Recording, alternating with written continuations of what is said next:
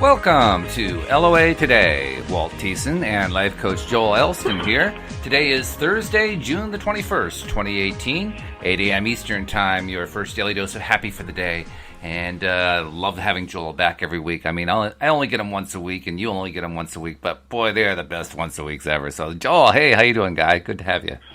I'm doing great, Walt. It's been an incredible week, and, summer officially arrives today. I think I don't know. Actually, this morning, I believe it's 6:07 I think you're right. That's official summer. Yeah, how about that? So, the weather's supporting that concept, at least here in Central Virginia. So we're doing well. So here in the Northern Hemisphere, this is what they call the longest day of the year because it's got the most daylight of any day throughout the year. Of course, down in the Southern Hemisphere, our friends down under, this is the shortest day of the year, but for us, it's the longest day of the year. And that's kind of fun because, I love it when you go out at 8 p.m. or after 8 p.m. and it's still light out. It's like, oh, this is great. It really is, and it's something that it happens so gradually, and then you randomly realize, oh my goodness, it's the other day it was like 8:45, and it was still not light, but the sun was still, you could still see it peeking out over the horizon. It was like, wow, I mean, this is gives you more time, and and obviously you have no more time in a 24-hour period, but you're acknowledging the daylight. It doesn't seem where summer it is long, and you have winter where it's dark at 4:48 in the afternoon. It does feel different. It does has a psychological effect, I believe. Oh, very big. Yeah. Well, it proves wintertime, especially the winter solstice, is the day that really proves how much resilience you have, because that, especially the closer you are to the poles, that's the day where you're getting the least amount of sunlight to work with. I mean, I can't imagine somebody who lives like at, within like the Arctic Circle or the Antarctic Circle. I mean, just the amount of daylight that you get in the extreme end of the year is so minimal that it's almost non-existent. I don't know how you live like that, but there are people who do that. And you're right, the effect must be really negatively powerful. I mean, it must have a really negative impact on you. So I appreciate the sunlight. I appreciate how much light we get during the day. I know you do too. Absolutely. Yeah, absolutely, and it's just this time of year. I don't know the concept of this, and I don't want to spend a lot of time on it. But I had I was thinking the other day, the summer has a different it's a different feel. It's a more light and friendly feel. The school's out. I mean, and again, my world is because I have a child in it. It does drastically change, and instead of 5:30 a.m., I have the leisure of sleeping to 6 or 6. I wish I did sleep to that late. Sometimes I get up pretty much anyway, but it doesn't feel as stressed. And again, it's simply a perspective of it all. But it is overall, you sort of feel like a little slower pace in the summer, which I think is a real positive for a lot of people. Oh, it is for me. I certainly love it. I mean, I wish I could honestly say that the pace has slowed down for me. This week, actually, the pace has picked up. But overall, I mean, even when stuff starts going a little bit crazy, which it has for me this week, you step outside and it just calms you, I mean, because the weather's been, I don't know about in Virginia, but here in Connecticut and New England, the weather's been really, really nice. We had a couple of very warm days, but like yesterday, it was like in the mid-70s for most of the day. It was so idyllic. And boy, that just calms you right down. Yeah, it's just really fabulous. So that's great. That's great. Now, the topic we came up with today was about resilience, which is why I mentioned it. And with resilience, it came from a post that you put up. That what did the post say? It was like a thing you shared. It said they tried to bury us. They didn't know we were seeds. And your comment on that was resilience, the ultimate superpower. But interesting concept. They tried to bury us. They didn't know we were seeds. In other words, what they thought they were doing was actually making us do what we do best, which is to grow.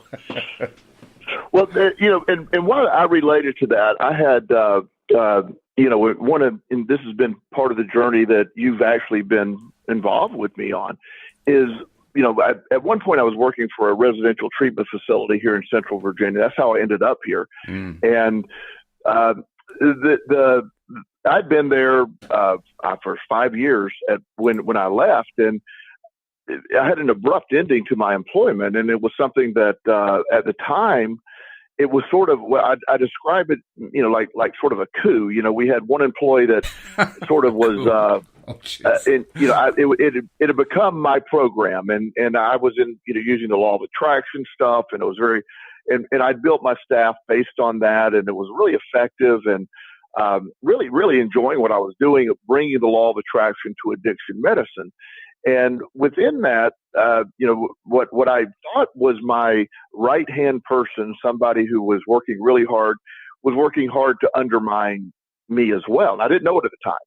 And it directly led to, this person set me up with again, with a confrontation with the owner. And I didn't know all this was going on behind the scenes. So I was unprepared.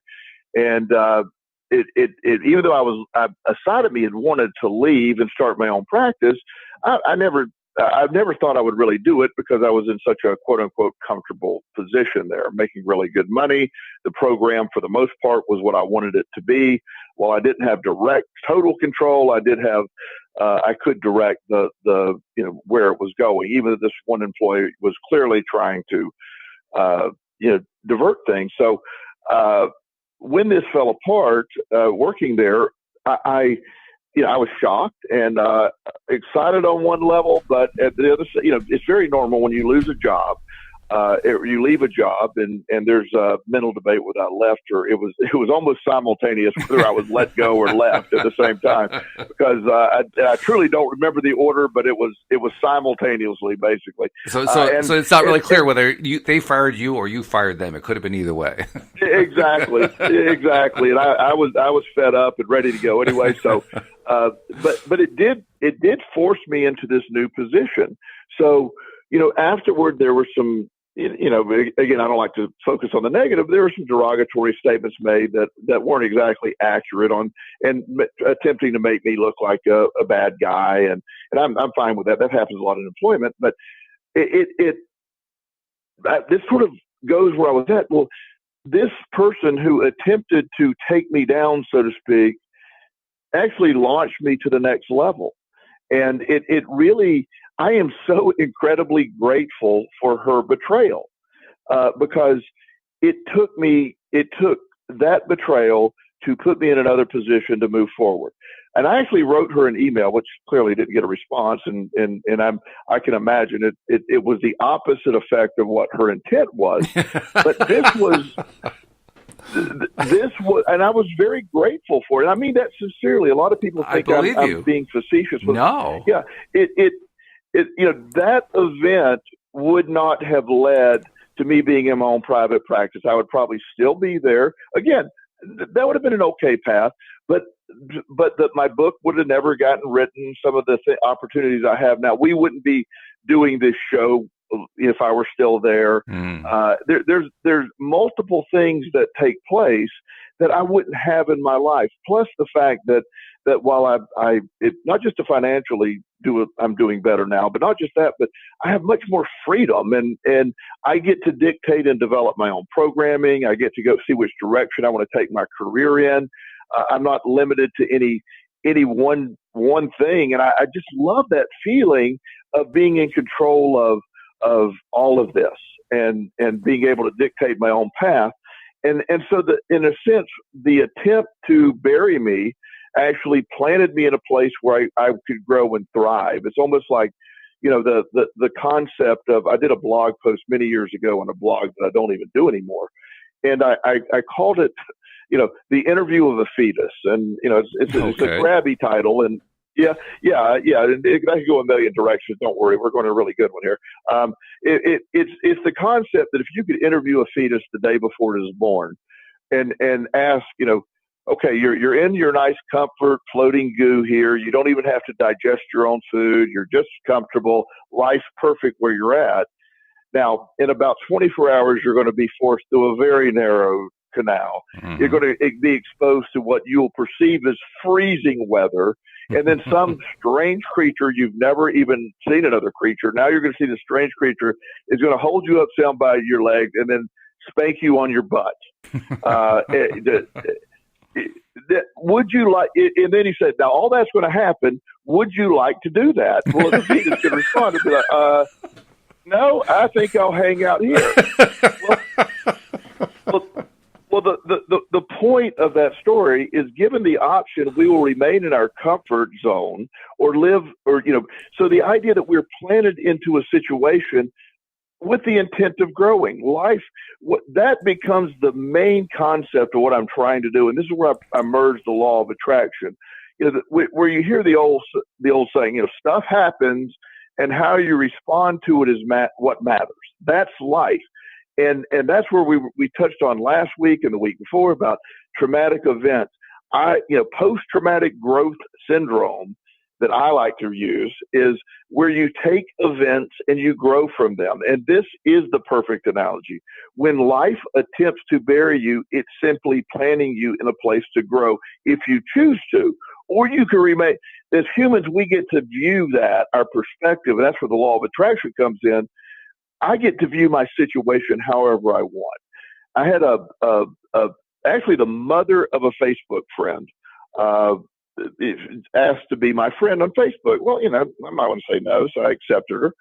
And one of my posts was basically this: life is not what happens to you; it's all about your perspective. And she wrote, her comment was, "as if," and I could have chose to debate it, and I let it go. And then there'd been 2 or 3 more things where she would make sort of those comments. So instead of debating, trying to change her mind, I don't want to create I just decided to remove her as a friend. It's just, she's not somebody I want on my Facebook page, because that perspective, and it is a real perspective. We see that as, I'm a victim of everything, or I'm not responsible for all this, or I was planted by life. Life planted me in this place. Life put me here. Life put me and woke me up. And I love that. We get to choose. When you lose a job, when you lose a situation, when you lose a relationship, it's either the destruction of your life or to the beginning of that next chapter. And it isn't some random force that determines that.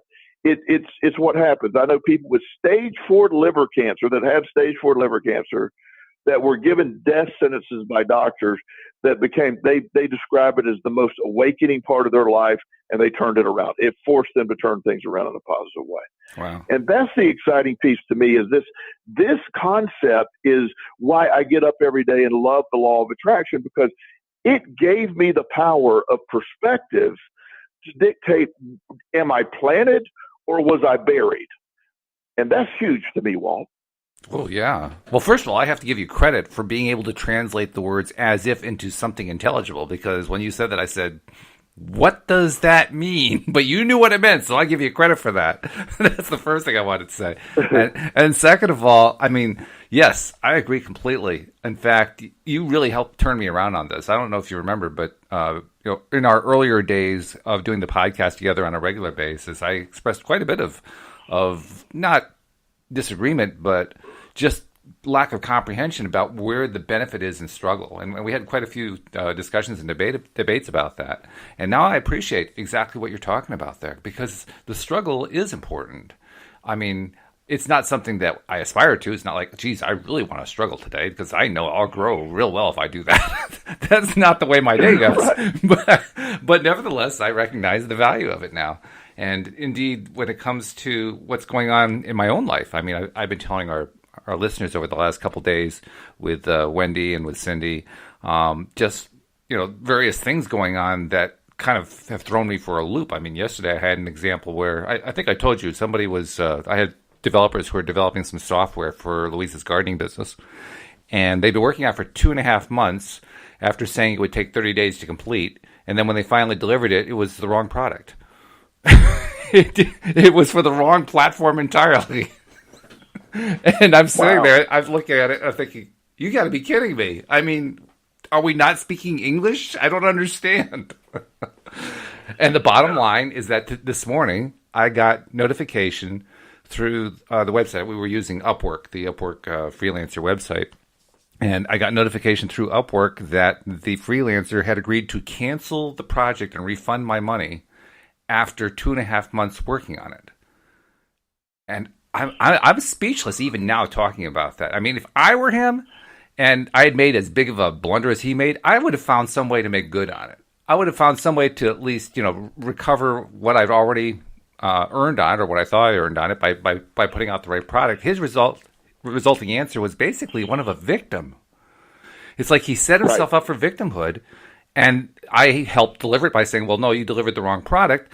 And so he said, yep, you're right, I'm a victim.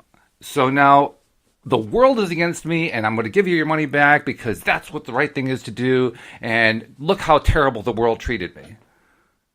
And I'm just flabbergasted by that.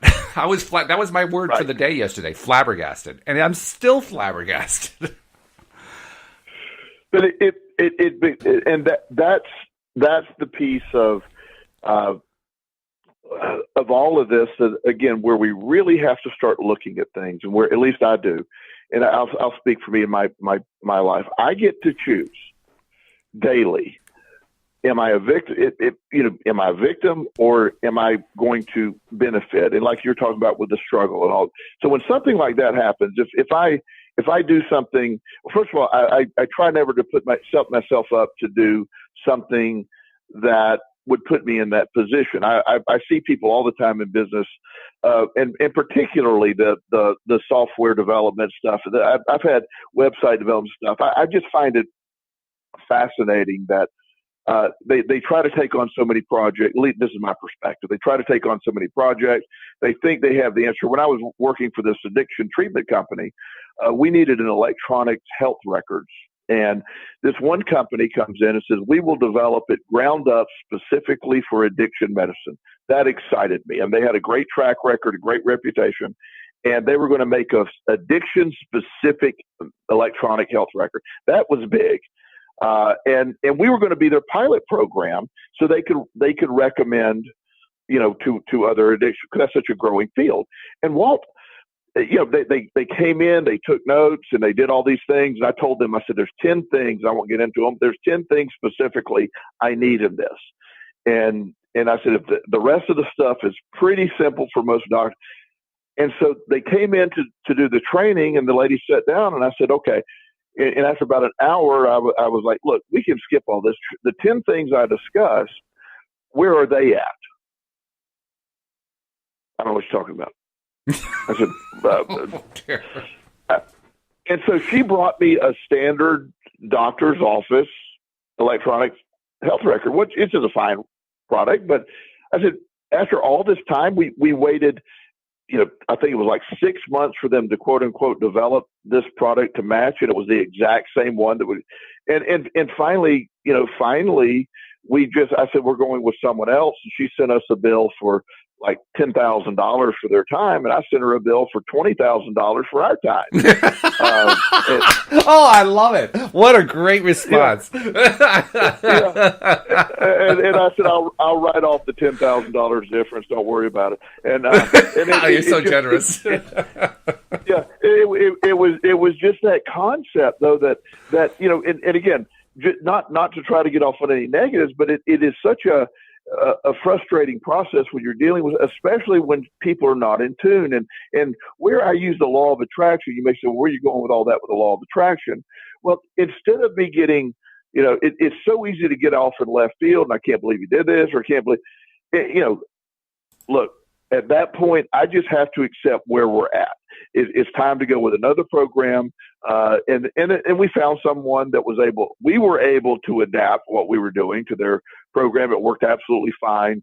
And it's something that it was a lesson to move on. But I'm more baffled, just like you're saying, of the immediate response, like this company, of, well, we spent all this time developing. I go, no, you didn't really develop anything. You just gave me the same product that's already developed, and you try to charge me money for that. No.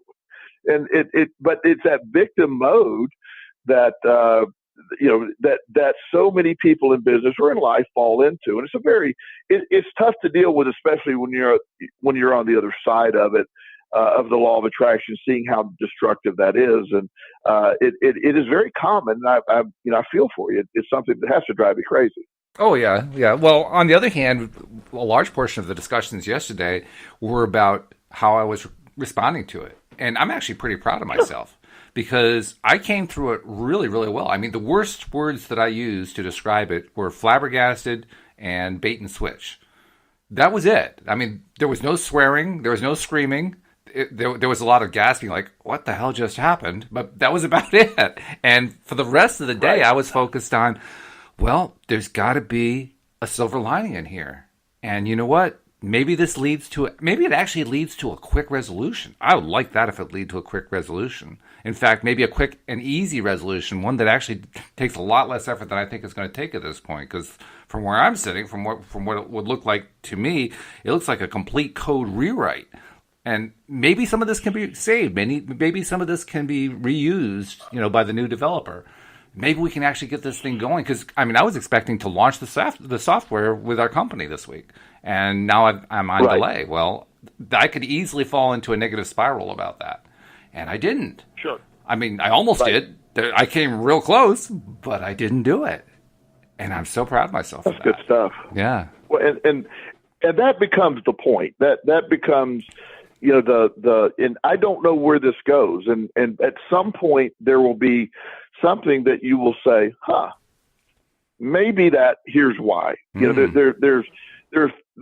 I've always, that's the piece that I love about all this. When I'm able to maintain the mindset that you're in and you can adapt it, when I'm able to do that, I find just amazing results down the road of why this made sense, or boy, well, thank goodness that happened. It's just one of, I've had just these chance meetings with people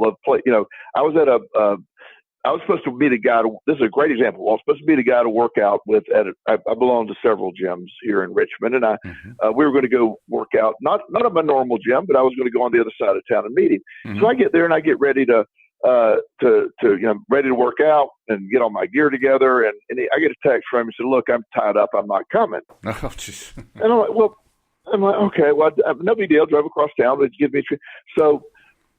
I basically, while I'm there, I'm working out, and I meet this gentleman, and we're just talking. He's probably about my age, maybe a little younger, and we're talking about weightlifting and general stuff. And he said, "What do you do?"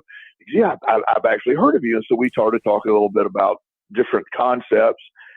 And he said, "Look," he said, I have a company. I really need some, I need to really adjust the culture in my company. Will you do some consulting for me?"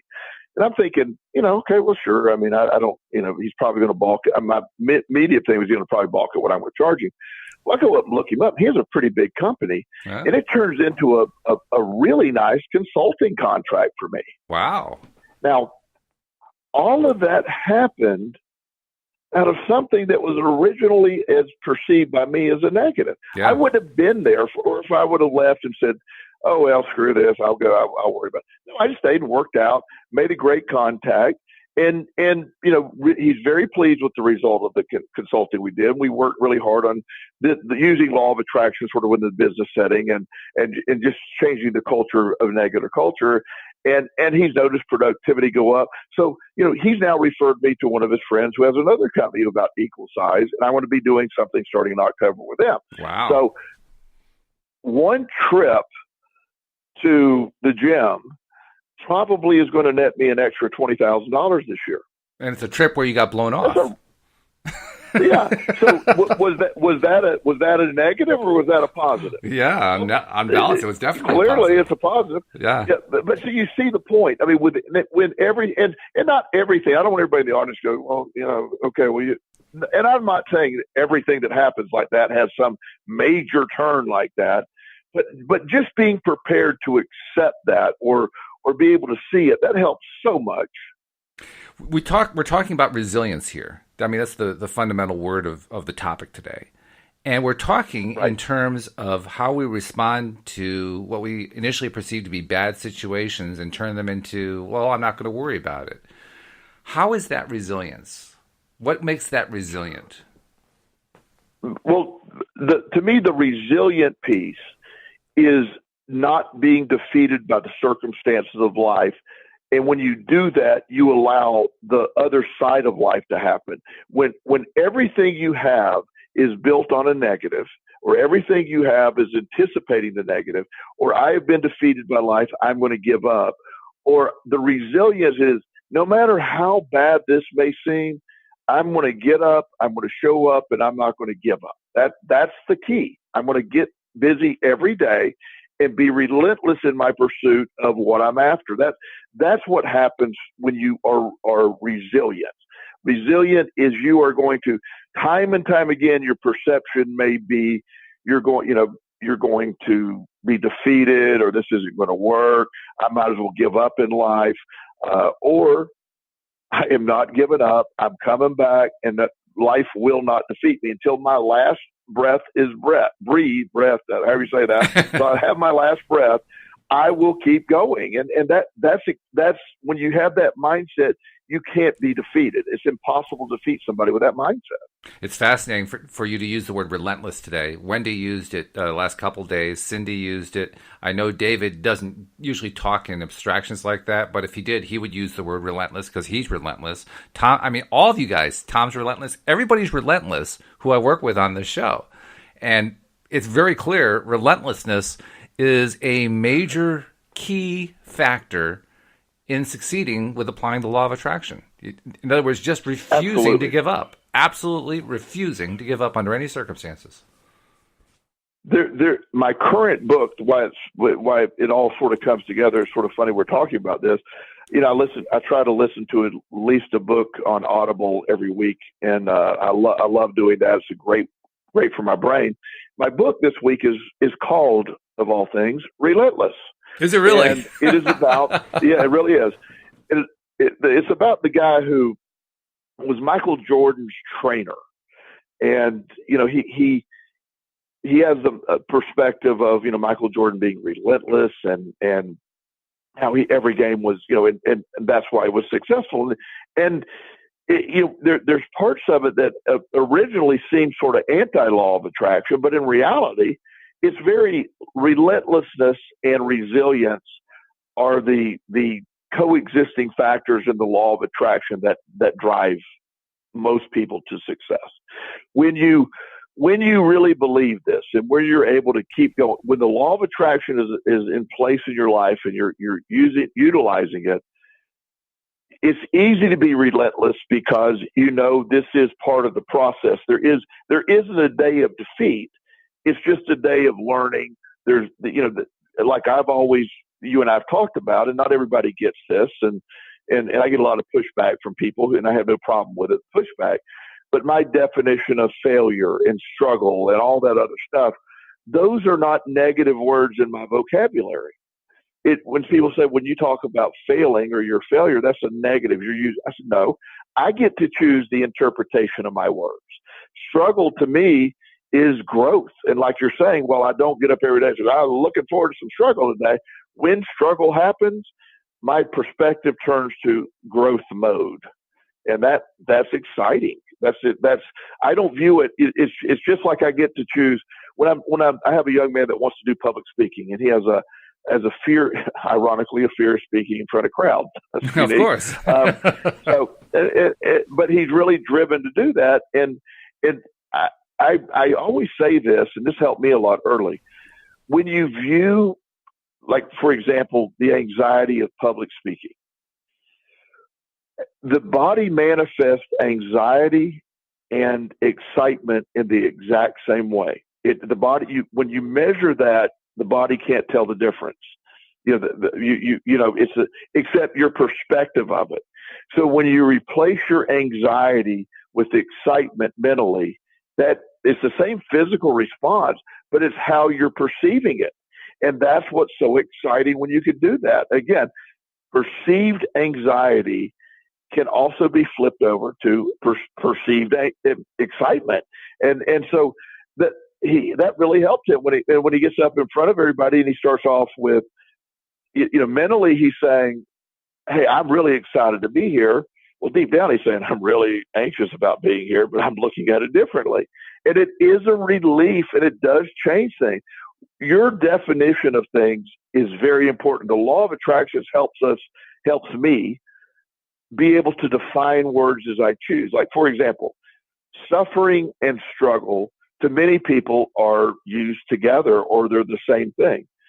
To me, they're polar opposites.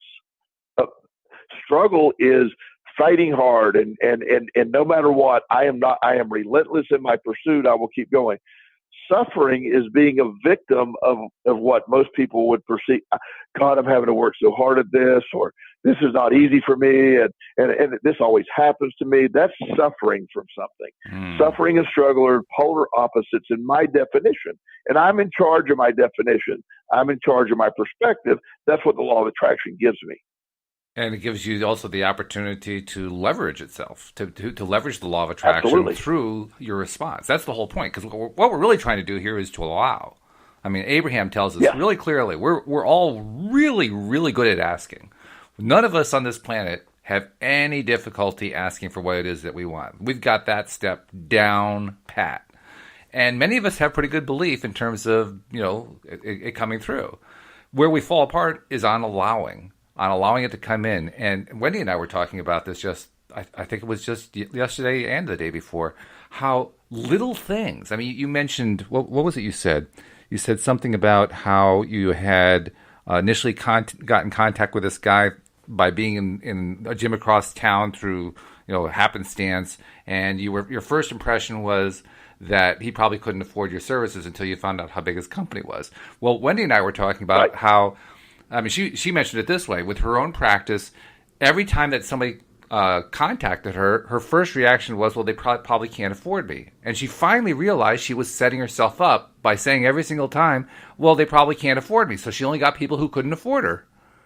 And I looked back on my own business and I said, oh, my God, I've been doing the same thing for years now. They can't afford me. And sure enough, they can't afford me. Like, what the hell? And that. Well, and I know when I first started out, Walt, when I very first started out, that same concept of I was going to charge X number of dollars per hour, and I remember going, oh God, that's a lot of money. People, and that was a hard thing for me coming up with a dollar figure, because it was, I don't want to give it away, but at the same time, I don't want to scare people away, and I'm gonna be at this rate, and then we'll see where it goes. Well, it's my stuttering around or my stuff that I'm putting out there that like you're saying, it makes people say it's a lot of money. I have no problem with what my services cost now. I feel that if it's going to work for you, if it's going to be far worse. I had a gentleman told me the other day, part of the services which I offer is helping people in all areas of their life. And I help negotiate credit card debt down. It's whatever people are facing. I help with the IRS. In one session the other day with one gentleman, we negotiated $30,000 of credit card debt down to $6,000 with the credit card company. Nice. And he afterwards, and so he wrote me a check for my services. He goes, this doesn't really seem fair.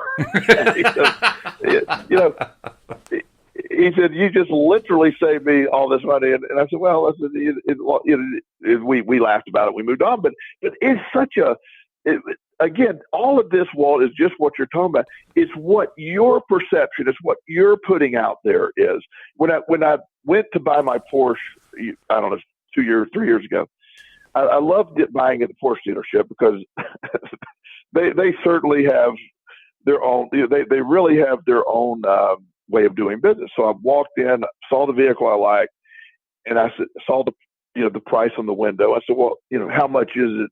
What's your best deal? And he just points at the sticker. He goes, that's the price. I go, can you take any off? And he goes, no, that's the price. And I said, so is there any room for negotiation at all? He goes, look, he said, really nice man. He said, Mr. Elston, he said, there's two people sitting over there in the lobby. They're waiting to see this vehicle next. One of them will buy it if you don't. Nice job. And I said, sign me up. And so my negotiation skills were I'm like, well, I mean, it was just, again, he didn't mind asking for it. It's a ridiculous amount of money to spend on a car if you're just looking at it from spending on a car. It makes no sense. Or you can say, that's what I attract in my life. That's what I want. I was glad to be able to do it. I love that I have it. I just, for no other reason, I like, that's just one of the things I like. It's what I like to have. And so, but you get the point. It's they have no problem asking for it because they see the value in it. When you don't have value in yourself, or you're doubting, just like, Cindy was talking about, look, can they afford my services? No, they can't with that attitude. Or it's not even a thing. I've had I do a lot of Skype and phone work as well. And I've mentioned before that I think to you that I had a client from New York. She said, "You're really good at what you do, but can I give you some constructive advice?" This, yeah. I always appreciate it. Yeah. And she said, "You really need to go up on your rate." Not what you hear every day, right? Yeah. I said, "Really?" And she said, "Yeah." She said, because up in this area, you should be about double what you are. So she said, I would, up here, people would think you're not worth it because you're not charging enough. She said, you're as helpful as anybody I've ever worked with, but you need to go up in your rate. And I said, well, thank you. And it was such a unique perspective of how people view it. And that's, I know a psychiatrist here in town that takes no insurance. He's really good at what he does. He spends an hour with each patient. That this is not my friend Dr. Masters. This is another gentleman, and he really is good. And his rates are very high. He takes no insurance, and he's full. He's full for the next 2 months because there's perceived value, and he has no problem charging that back. So that's life for us.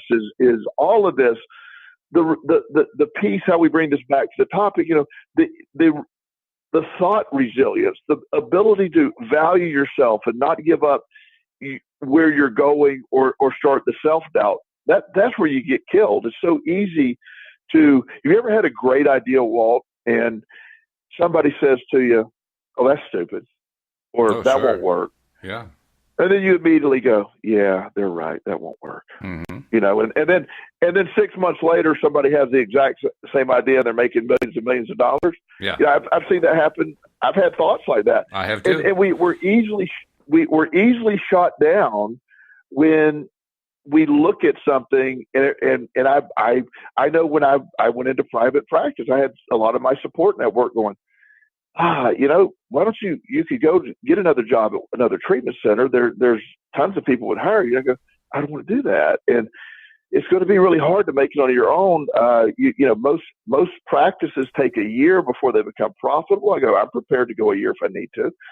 And it didn't take, I was profitable in 2 weeks. Which was crazy. Yeah. And so, I mean, again, I don't say this stuff with arrogance. I'm just saying, learning to understand yourself and learning to understand that this is the law of attraction. It's not arrogant to believe in yourself. It's not arrogant to see value in yourself. And so it's not arrogant to see when somebody tries to take you down, so to speak, or, they thought they planted you, but they didn't know we were seeds. They thought they destroyed you, but they launched you. They don't, when you fired Oprah Winfrey from her television show many, many years ago because she, for whatever reason you fired her for, you didn't bury Oprah Winfrey. You freed her. You gave her an incredible platform to change.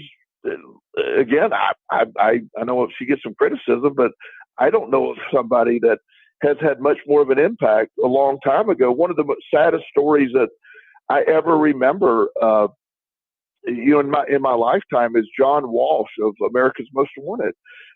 His son was killed by a vicious pedophile, and he while it's never a positive that his son died, he became the probably the biggest advocate for children and changed the way the world looks at child abuse. There's laws that he brought about that protect children. Somebody said it is probably, we can't count it, but there's probably no one that has had more of an impact in protecting children from abuse than John Walsh in history. Wow. That's an amazing statement to make. Yeah, it is. And that came after just a horrendous loss for him. So there's this resilience that's attached to that. Yes, that John was buried by what happened, but he grew. He was a seed. He took that and directed it in the most helpful way that he could. Life will do that to you. Everybody that's listening right now, you're not listening unless you believe there's a reason. And unless you're not intrigued by this. I'm sure there's people listening that want to argue or think differently. But the truth is, internally that this stuff is talking to you. You wouldn't be we're 40 minutes into the podcast today. Mm-hmm. You wouldn't still be with us if you didn't feel there was something here. Sure. And this is the piece. And I mean, don't dare short yourself by not believing in yourself, and realize the resilience that we're talking about, the ability to be planted and then to become a seed, is in everybody that's there. There is no defeat. There is unless you allow it to be there. And you can keep doing that, or you can change your perspective of it. And that's what I've seen happen in my life. I've seen it happen in countless people's life that have turned it around and have sort of arisen from like a phoenix from the ashes. That the old statement, for a phoenix to rise, it has to burn first. And this is a lot of people that can do that. For us to go down to the bottom and then come back up, or your perception from that, the bottom is a lot of times unavoidable for a lot of people. A lot of stuff happens. Yes, I can't control what happens to you, but you can control your perspective of what happens and then grow from it.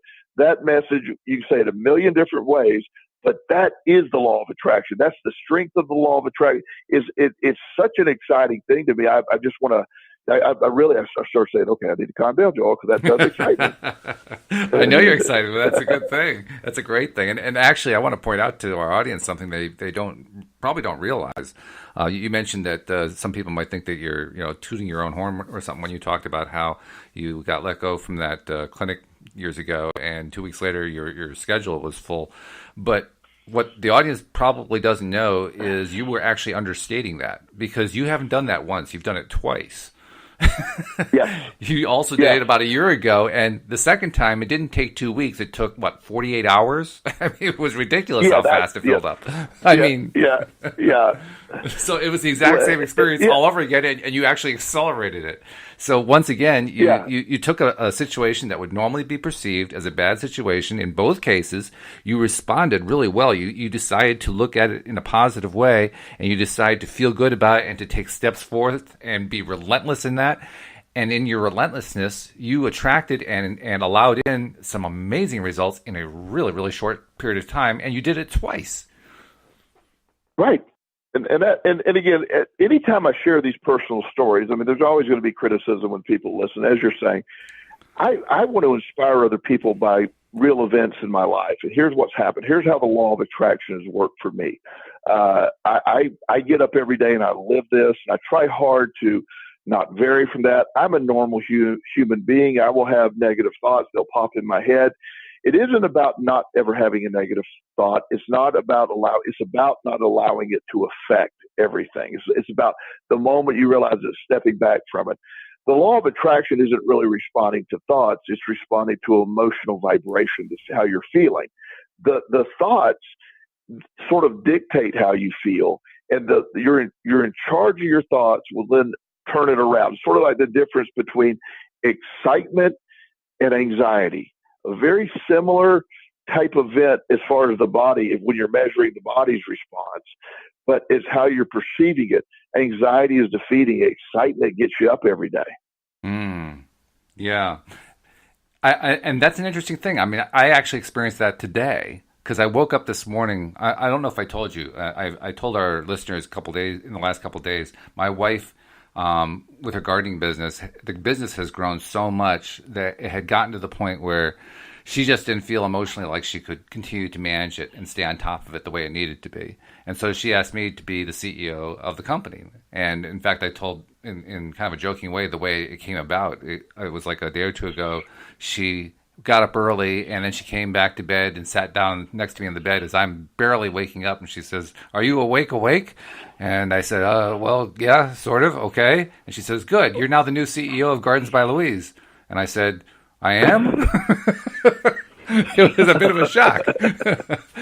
But the point is, I mean, today, so of course, this morning, I'm waking up in the middle of the night and I'm thinking, well, okay, now I'm the one who's responsible for, sorting out the stuff that's been going on, because on the one hand, we've been really successful this year. On the other hand, managing that success is what proved to be more than Louise felt like she could do. And so that's what I'm stepping into, which means, I mean, anytime you take over running an operation, you're not taking over running an operation that's running smooth. They don't bring you in because it's running smooth. They bring you in because something isn't working right and you got to fix it. And so, of course, that's what I'm doing this morning. I'm thinking, okay, I have some idea about what problems are. I don't actually know what all of them are yet. I have a pretty good idea of what they are, but I don't know them all, and I'm still learning them. And I got to take some really quick action. So I'm starting to map out in my head, what I have to do. And I realized I could really quickly and easily fall into the same kind of negative place that Louise had been in, because she was in a really bad place. Right. She was really struggling. I could very easily fall into that. And I mean, I was reaching. I was saying, no. Alignment first. I was focusing. I had my eyes closed. I was like intently staying on, I got to be in that positive place first. What feels good? What's working right? Where's the good stuff going on here? I mean, I had to really intently go after that. And that, when you mentioned the word resilience in your post, and then when you talked about relentlessness here during the podcast, that's what I thought about. Because I found, okay, right now I got to start being relentless, and so I did. Yes, and I'm so excited because what you're dealing with is, again, you get to view it as, God, this is overwhelming, or I'm ready to just start swinging away. Let me start chopping wood, so to speak, and get busy, knock this stuff out. You can only do one thing at a time. Best way to eat an elephant, right. One bite at a time. One bite at a time, Go right? Out there, you just go knock it out. And I years ago, Jack Welch was the CEO of General Electric, one of the great CEOs of all time. When he left, General Electric was just considered one of the best run companies in the world. It really was. And my dad worked for him, by the way. In Yeah, fact, Jack Welch once publicly recognized the contribution my father made to the company. So yeah. Wow, that's huge. That's huge. Yeah. And he left, a incredibly wealthy man, probably a billionaire because of General Electric and or because of work not because of General Electric, but what he did for General Electric. And he left it in incredible shape. Yesterday, for the first time in the history of the Dow Jones Industrial Average, General Electric was removed from the Dow Jones average. Oh, I didn't know they'd been removed. That's interesting. Yeah. Yeah. Their stock is at $10 or $12 a share, down lowest in many, many years. The company's falling apart. Yeah. And they when you took over the company from Jack Welch, whoever the CEO was that took over at that time, was blessed. He didn't have a lot to do. There's people that would love that job. I mean, all you got to do now is, that's like coaching Michael Jordan. You just sit there and say, "Yes, sir." You do what you need to do. Well, I know a little bit about the guy. His name is Jeffrey Immelt, and there are a lot of people who would not say very nice things about him, and for good reason. He was really a disaster as a CEO. He was terrible, and he's actually he's been replaced with somebody. I don't remember what the guy's name is, like a year ago, and it'll be interesting to see what this new guy does. I have a feeling he's going to turn it around, but we'll have to wait and see. Well, I look at it as it's a great. If I could pick a job right now in the country that I would leave what I'm doing to, I would go be CEO of General Electric. You really would. I view that as I would. I was like, I viewed. You know what General Electric is, and they're looking at themselves wrong. General Electric is Berkshire Hathaway already. They don't know it, but they are basically a conglomerate. If they could get everything aligned, they're Berkshire Hathaway. I mean, which is one of the most successful. They manage a bunch of different companies. Warren Buffett. I look at General Electric as basically a diamond in the rough.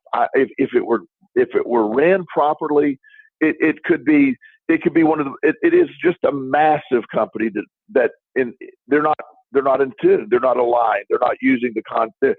It's falling apart. Everything. That's the time that I would be excited. I think the best coaching job in the NFL would be the Cleveland Browns, because Cleveland Browns can go nowhere but up. Yeah. I look at it that way. And to me, when you get excited about that kind of thing, That's where the law of attraction can help you so much. It is the work attached. There's so much upside in taking over General Electric at $12 a share. Somebody asked me, and I don't do investment advice or I have somebody managing my money, but just from an outside view, this is not a recommendation. I don't know what General Electric stock is now, $10, $11, $12. And I'm not saying it's not going to go down, but at some point, the right person is going to get in tune. It's going to be awesome. It's going to be awesome. They're going to turn that company around. It'll soar to new heights because the right person will realize the opportunity versus the challenges. And the challenges are going to be huge, Walt. It's just it's messed up on like 18 different layers. Oh, yeah. But look at the opportunity of that. Say it's sort of while the Garden by Louise is not quite General Electric, it is certainly something that I look at the incredible opportunity. The fact that you yes, there's a lot for you to do, but the fact you've gotten so big so fast, there's limitless growth attached to that. Once you get a humming, and you will, there's nobody better for it than you, because you have that perfect balance of what you need to be doing with that positive mindset, driving it forward. You're relentless. You're going to. I look forward to seeing in 6 months what you do with this. It is a lot to do now, but that's exciting to me. It's exciting, and like you said, you can look at struggle a lot of different ways. I don't really see it as struggle right now. I mean, I understand what you mean about taking over the Cleveland Browns because they're at the bottom of the list, or taking over GE after they're at their lowest of lows. And you're right, that's the biggest opportunity for a huge, huge comeback. But with Gardens by Louise, I mean, we're actually doing well in terms of the amount of business we have. We're well ahead of any other year that we've ever had. It's just a question of reorganizing it so that it'll operate in a way where everything is clicking on all cylinders instead of being run over by the amount of business coming through. So it's a different kind of thing. I actually prefer doing the Gardens by Louise. I don't really want to take over General Electric. I don't want to take on that headache. But where the struggle comes in, agree.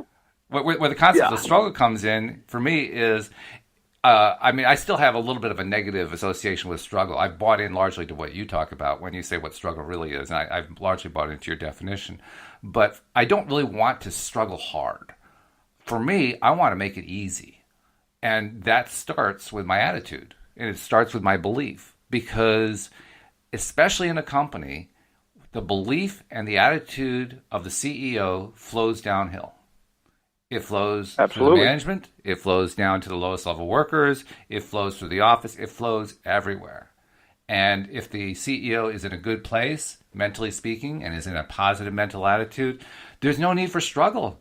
Everybody can be pulling together in the same direction. The struggle often happens when there's a discrepancy in the mindset of the person who's doing the leading.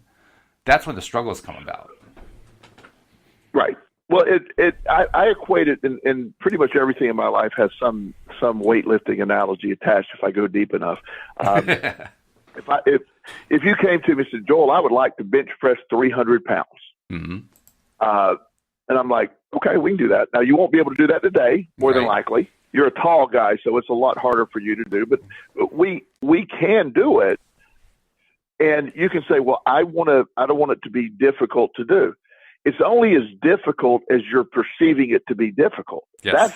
That's the answer. Yes. It's doable, and since it is doable, then it's your perception of the work involved. I love to work hard. I feel better when I put in a full day of work and activity. I have 18 million things going on. I love that mindset for me. It works really good. It's something that I'm actually, this shows you how bizarre I am.